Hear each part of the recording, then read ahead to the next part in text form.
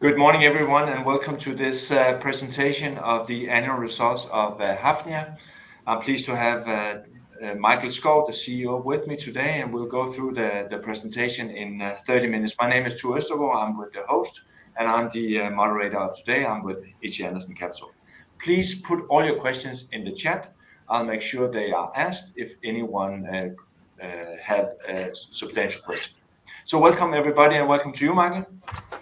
Thank you.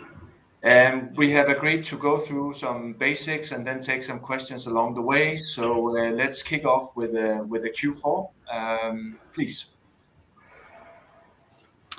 Thank you. Yeah, so I know that normally when you have these presentations, everybody wants to talk about the future, but I do think it is prudent just to stop up for a minute and have a look at the Q4 and the full year 2024, because once again, we had a fantastic year, basically in line with 2023. So Q4 net profit was $79.6 million, and for the full year we ended at $774 million, which, when you adjust for one-offs, etc., and sale of ships, is basically on line with what we had the year before. So again, overall, I think we're super happy with last year, and it was one of these years of strength again, where we also had the opportunity of paying out a lot of the profit to the shareholders in terms of dividends. So I think all in all we're very happy with 2024 results. And when it comes to Q4, that quarter was weaker than what we would have expected when we entered the year, and it kind of reflected that the last 2 quarters of 2024, we saw markets start to slide a little bit in terms of earnings and activity, but we can get into that as we go through the market slides a little bit later. But all in all, we're super happy with the full year of 2024. Then let's go into this with the shareholder returns, because that's actually something that sets Hafnia apart from many other stocks, in my view. Maybe you should just give a little bit more reflections on how you've seen the shareholder returns for 2024.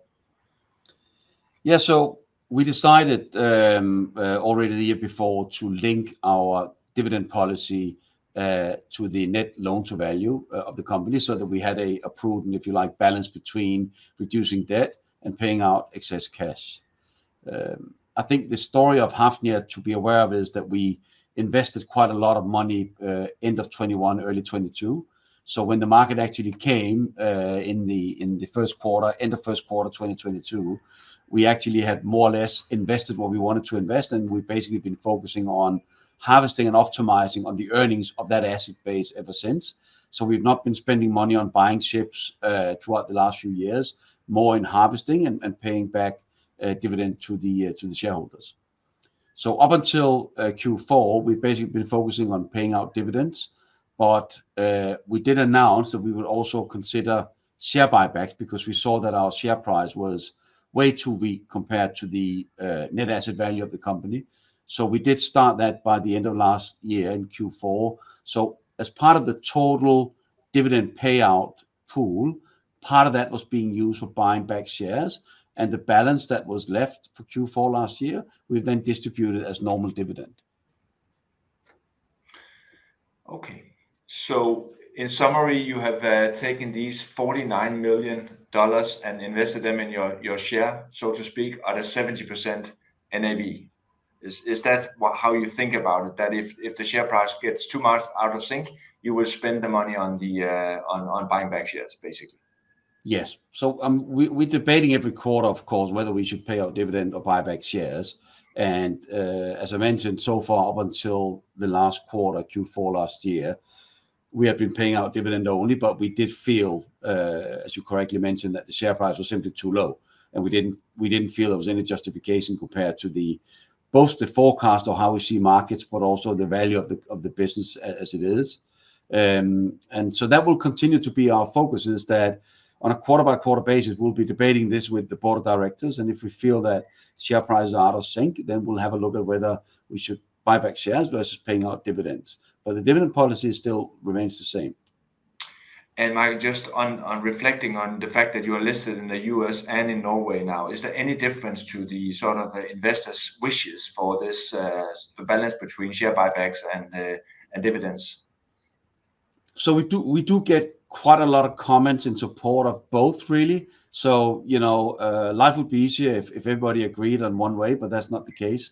So I wouldn't say it's necessarily geographical only, but there has probably been a tendency of having more US shareholders that would prefer share buybacks rather than dividend. All of that can also be linked to the individual shareholder's position, right? I mean, some people have tax issues that they want to optimize around. So we have people in both camps, basically.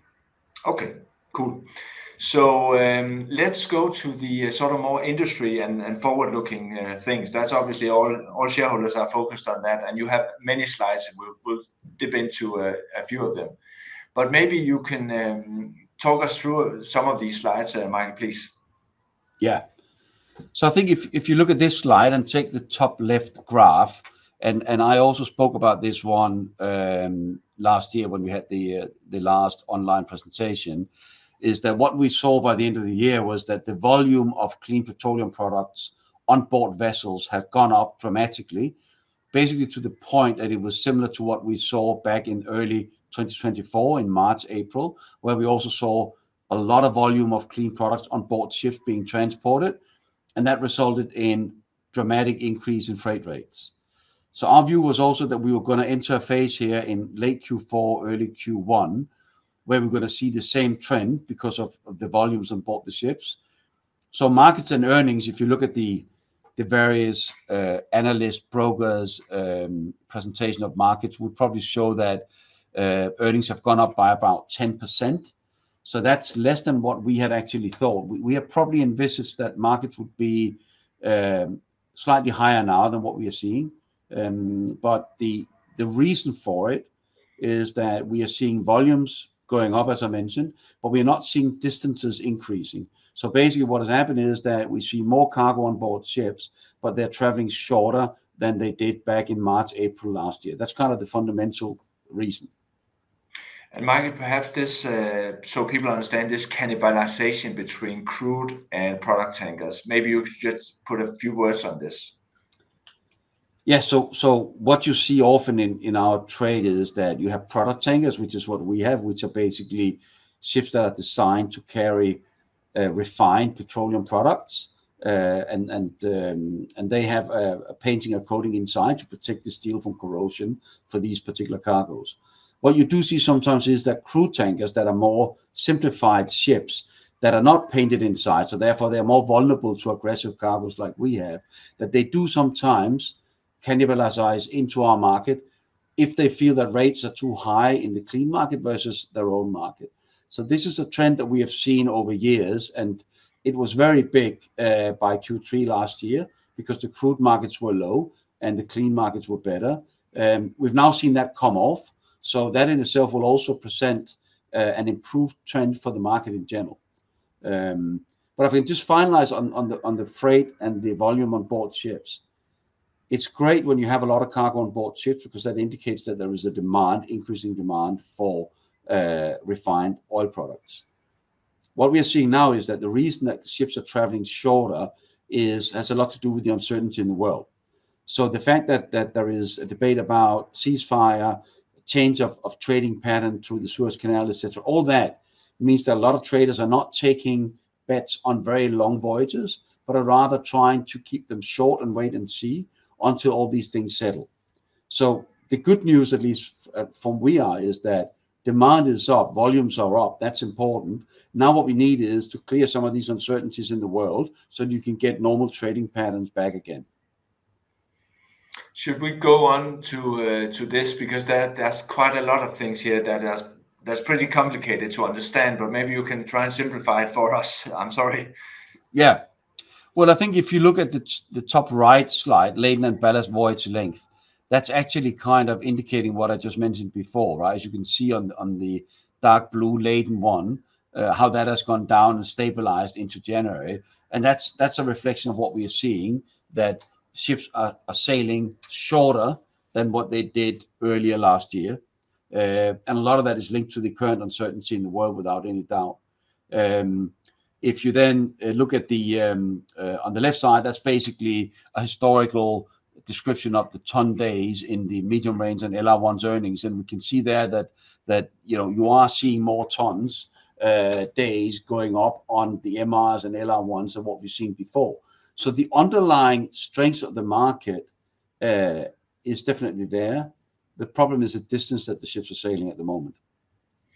And maybe, Michael, this is a good time to take some of the questions, because obviously a lot of people will want to know what does Trump have to do with the tanker market? I'm sorry for a very broad question, but it's actually fair to say, how do you see this situation evolve from Hafnia's perspective? So, if we look back of the previous 4 years when you had the same administration and what happened, and you look at the situation now, I don't think that we are seeing. I don't think we're seeing any industry-specific things that as such will have massive effect. I mean, we all know that the U.S. administration is focusing hard on having more fossil fuels being produced and consumed. So that in itself, indirectly, of course, is a positive thing for our markets. I think really at the moment, the worst part is the uncertainty of what is going on in the world. I think that's what's really, making people uncertain about buying shares, views on markets in general. What you basically see in our market is the same as you're seeing in stock markets, is that people are a little bit careful about taking long-term decisions in the current environment. So it's all about trying to maximize around where you have visibility. But if someone tells you, would you like to lease my vessel for 5 years? Very few people are willing to take that long-term commitment at the moment. So I think it's more about clearing out some of the uncertainty. And when we're on the other side of that, I don't think there's going to be a lot more difference to our markets than what we saw, for instance, 4 years ago. And could you perhaps just put a little bit perspective on the fact that we have to sort of take into consideration that the Ukraine war will end? What will that mean for the tanker markets? So I think it's 3 things basically for us, and I know we've talked this too on some of the other presentations also. So our view is that after an end of the war, is that we're not going to go back to where we were completely. So our view is not that we're going to see Russian refined oil moving from the Baltic Sea into Europe and making Europe depending on Russian oil. We don't see that scenario. We see some come back, but we don't see it as a complete rollback. So the actual effect on the tanker market of the end of that war is very much linked to what happens to all these ships that have been trading in the so-called dark fleet and all the sanctioned ships. And this is a material amount of vessels in the tanker fleet. When you look at the sanctioned vessels, exactly, and you look at the dark fleet, exactly. When you look at those two in combination, it's around 16-17% of the combined tanker fleet overall. The dark fleet is being defined as vessels that are transporting Russian oil where there's uncertainty about ownership, so you can't see who actually owns them. They are by definition older, they don't have insurance, and they very often don't comply and have any approval from classification societies. So those 15-16%, what happens to those ships is really going to be the determining factor for the tanker market.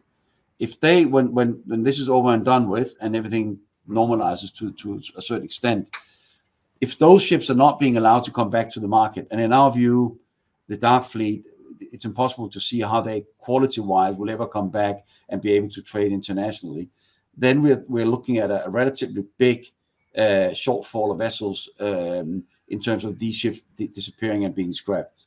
So that's the big question mark about that.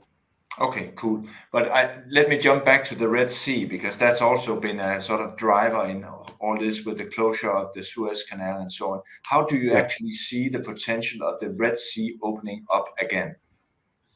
So what we have done on this slide is trying to calculate the impact of a reopening of the Suez Canal. So there's no doubt that when the Red Sea transit was kind of being dismissed by most owners in the world, and people started to route via Cape of Good Hope, we got a lot of extra sailing distance, even in product tankers for the ships. So that was positive for the market. Ships are sailing longer. What we have seen, though, also is that the volume that we saw going through the Red Sea Suez Canal before the closure was not the same volume that went through the Cape of Good Hope. So in other words, traders were reducing the amount of volume that they were sending from the eastern part of the world to the western part of the world. So what we are showing here is that if the Red Sea opens and we go back to where we were, i.e. the same volumes that we had, the net effect of what we're losing is on the right side is 10 MI equivalents. So nothing material. So that's assuming that we go back to having increased volume as a result of the Suez Canal and Red Sea reopening again. So you're actually saying that this has a small impact. Is that what you're saying? Compared to where markets are today, this will have a small impact for sure. Okay, yeah. Cool. If you have any questions, let me know on this, because this is, of course, very, very important to understand. I also felt on this one, Michael, saying that there seems to be some Iranian ships that are out of business. If you look from January into February, is that a fact, or is that a sanction, or what's going on with perhaps a little bit of background on this situation with Iran and China? Yeah, so I think what these two charts are basically showing is that both China and India increased their restrictions of what kind of oil they wanted to import. So during this war situation that we've been having, a lot of the Russian oil, as most of us know, went to either China or India, and that goes for other sanctioned oil as well, including Iran. But what China and India did end of last year is that they changed their policies about what they want to import or not. And they started to say that we will not import any crude oil on any sanctioned vessels. So what we have seen is that already now is that a lot of these dark fleet and sanctioned vessels are finding it more and more difficult to be employed, because the receiving end, being China and India, have now started to say we don't want to take any more ships that are either sanctioned or that belong to a dark fleet. Okay. So that's the result you're seeing here, basically. And that goes for Iranian ships as well. Cool. There's a question on, we're jumping a little bit ahead now, about the amount of scrapping in the coming years. And I thought it was perhaps to give your perspective on the scrapping. And of course, when the rates are high, it takes longer and so on. But what's your position on that? And the reference in the question is to BIMCO's address on this, which is perhaps slightly more pessimistic than yours. Yeah, I think you're right with scrapping. Like with anything, right? There has to be an incentive to scrap ships. Yeah. And quite often that incentive is that it doesn't make sense to trade the vessels because you're not making enough money. So I think if you look historically, you're always seeing scrapping increase when freight earnings are low. And I think that's always going to be the case. So I think if people have a chance of making money, they will keep the ship alive for as long as possible. I think for us, when we look at scrapping and new build, and the best way is probably to look at the top left side, handy VLCC, which is really a combination of the entire tanker fleet. So as we can see, in terms of older vessels, even the ones that should be scrapped now, within the next 2 to 3 years, we're still, with the new builds coming in, undersupplied ships in the broader tanker segment. I think the big question here about scrapping is, as we start getting new ships into the market, are we going to get a big volume of scrapping, which will be the dark fleet and or the sanctioned fleet that is being pushed out of the market? Are we going to see a slow scrapping period over, say, 1 or 2 years, where ships will slowly but surely be phased out? That's the key thing. So I think a lot of this has to do with what will the politicians and regulators decide if there is a peace and everything is kind of trying to get back to normal. What are they going to say to all the vessels and the owners that have been breaking the rules and trading illegally for the last 2 to 3 years? And if the conclusion is that these ships are not coming back, you're going to see a wave of faster scrapping. Personally, I think it's probably going to be a combination, because a lot of the dark fleet ships we know are such a poor quality that they just will not be able to come back up to that level. So they will probably go first, and then the rest will, as I said, will have to be determined by regulators and how they want to punish, if you like, for what has been going on of illegal transportation for now a couple of years. Cool. Yeah, let's just end on this one. As I read in your annual report, the order book now is 22% overall of the existing fleet, as I see it, phased in over time. Can you comment on how you see this supply and demand fundamentals as you see it from now? Yeah, so there's no doubt that the order book has increased quite a lot over the last, 2 years technically. And what I think is important to remember is when you say 22%, half of that order book is basically. So I'm just going to get this away. Jesus. Sorry. Basically, the half of the order book are LR2 ships, which is also the same as a crude Aframax.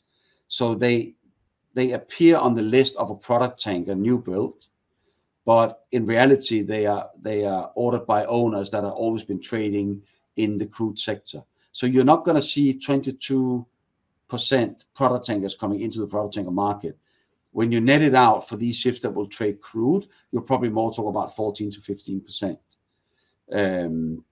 And we're going to need these ships going forward without any doubt. The question is, again, are we going to see scrapping and new build match each other? Or are we going to see new builds coming in a bit before scrapping comes? So that's probably the uncertainty that we are focusing on now, is what comes first. But if you look out 2 to 3, 4 years out, that order book is not going to be nowhere near what the demand is. And that's just going back to the slide you showed before. We're still going to be shorter vessels once you've cleared out the scrapping part versus new builds. And perhaps just one reflection on all this. In Denmark and in many other countries, we are going to build a lot of warships. So, and in reality, it's the same yards that's going to build them. Do you see any impact on the situation, on the way you can order ships in the future because of this huge demand on warships? I think that's a really good question, and it's probably too early for us to say. I mean, as we speak now, new building prices are coming down a little bit for commercial ships, and they have come down over the last couple of months. They're still very expensive in our view, not just from a historical perspective, but also from what you believe you want to pay for a new ship going forward. This could potentially be a problem, right? I think the yards are now in a pretty comfortable position in general, because they have coverage all the way up to including 2027. So yards are not in any pressurized situation to reduce prices a lot or to kind of encourage owners to come out and buy a lot of ships. But we have seen, particularly in the previous years, that when there is a slack of ordering activity for shipyards, particularly in the Far East, they do have a tendency of starting to build for warships, etc. But we haven't had any signals from the shipyards what their position is here and now. No. Okay, fair enough. Because really, in reality, there's 3 countries in the world you can build a ship: China, Korea, and Japan. Is that a fair assessment? Yeah, that's basically it. Exactly. And there are, of course, some discussions going on about China as well and shipbuilding, right? The U.S. administration is now treating a proposal that in a way would punish Chinese-built ships and building Chinese new builds in the future. So that also creates to the uncertainty of new builds overall. And if the shit hits the fan, can you then flag in ships to the US? Technically, it could be done. I just, for us, this is like, it's never going to happen. Okay. I mean, I think this is more rhetorical debate rather than there's no value in doing any of this other than hiking inflation even further. So it's very difficult for us to see any of that happen, quite frankly. Okay, fair enough. Let's go into the financial summary for the year, but perhaps take these slides. It's more to sort of say your balance sheet strength and the way we have addressed it with your NAV, but also your payback systems. Is there any reflections you want to sort of discuss on your balance sheet items? No, I mean, we feel we're in a very good position. We're super happy with with the situation of the company overall. As I said, we reduced debt, but we also paid back to shareholders. Our net loan to value went a little bit up now for the last quarter, so we were below 20%, which indicated a payout of 90% of our net profit. We now came above 20, up to 23%, so that is an 80% payout, and that was all really linked to that second-hand vessels values dropped during the last quarter. But overall, no, we have a strong financial position, and our long-term perspective about this market has not changed. We still think that there is a huge demand for oil going forward. There will be for many, many years. There is coming a wave of older ships that have to be scrapped from now on over the next 3 to 4, 5 years, and there is nowhere near new build activity to replace those ships that will disappear over the next 3 or 4 years. The only question is in between, how would that, as I said earlier, how would this phase out? Will we have more ships coming in first, negative pressure on the market before you scrap, or will it be a balance act? That's the only key question. The only thing. And perhaps just a reflection on the NAV prices, as you said, have come down through Q4 and early this year. Do you have any sort of mindset about when NAV is going now, or ship prices is secondary is what we're discussing? On the values, you mean? Yeah, the values, yeah. So I think if you look at the end of last year and then see what happened from the numbers we put out until now, I think if you look at the analyst or the shipbrokers evaluations, there's probably been a small further reduction, a few percent on values, kind of in general. But I think the real reflection here is that you're not seeing a lot of transactions, right? And this is back to what I said earlier, that you can technically say what the market is, but it's probably more of an average between willing buyer, willing seller, because the sellers are not going to sell at low levels because most companies like ours is in a strong position and believe in the future. Buyers are only going to buy if you get it really, really cheap because they're also concerned about the visibility. So you kind of have a bit of a standstill where you can put a valuation on, but I would say it's probably more theoretical than reflecting real transactions in the market. Let's finish up on this one, Michael. It's just how you see the future, perhaps, and your coverage for the coming years. Maybe you could just take us through that. Yes. So, I mean, as you can see from this overview here on the left side, you can see that we've covered basically 25% of 2025 at $24,000 on average.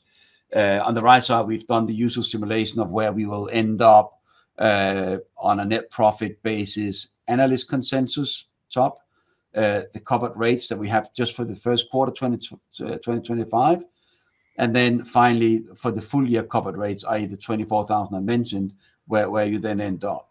And I think, as I mentioned earlier, the uncertainty in the markets these days, we probably need to get through them. But when we look at the Red Sea and we look at the Ukraine war, everything coming back to normal has some interesting aspects as well. This is not negative for the tanker market overall, and it's very much linked to 16% of the fleet having either been sanctioned or belong to a dark fleet that in our view will not come back to the open market. That's a key element. Thank you very much for your time, Michael. I hope you got all your answers on your questions. If so, not so, please send them to IR or to us, and we'll make sure that they are answered. Thank you very much for your time, Michael. Have a good day, all of you. Thank you. Thank you.